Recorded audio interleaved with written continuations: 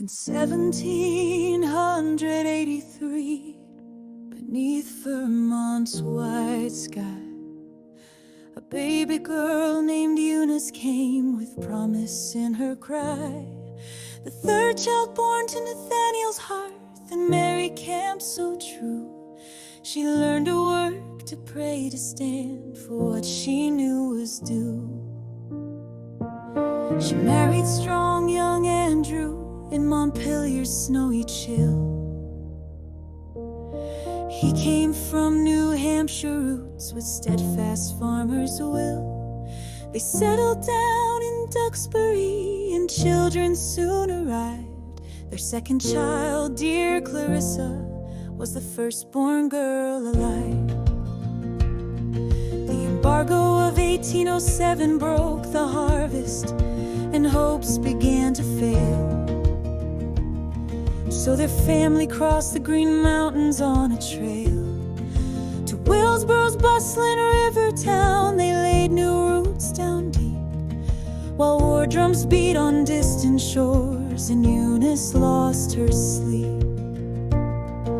In 1812 Andrew called to battle England, and Eunice with 5 kids in her care, she leaned on heaven's mercy and strength beyond compare.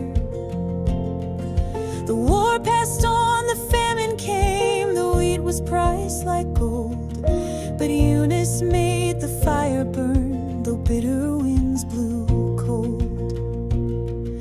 Her mother Mary heard the truth from humble tongues and bold missionaries preaching things the world had long foretold. She listened with a seeking heart and felt the Spirit move, a matron with a gentle strength and nothing left to prove. By choosing faith she lit the path her children's feet would tread, a legacy of covenant light the generations spread. And Eunice watched her mother's steps and felt that fire ignite. She too was baptized in the faith that filled her soul with light. Then Andrew followed cautiously, and some of their children too.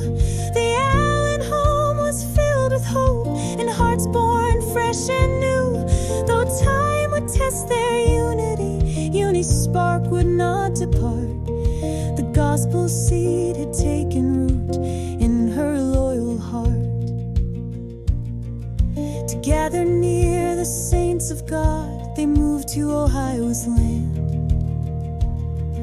to Parmenia where Kirtland rose, God's temple by command. But trials came and faith was tried, and Andrew's heart grew cold. He stood before the gathered saints, denied the truths of old. Yet Eunice and her faithful kin still held the iron hook, their hearts fixed firm on Zion's light and on the holy book.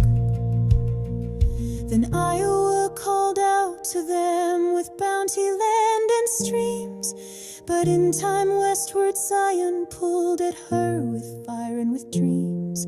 The wagons packed, the children set, the call too loud to stall. Eunice pleaded one last time, but Andrew harshly would not go at all. So Eunice walked west with faith in her soul, through sagebrush and dust where the pioneers did roll.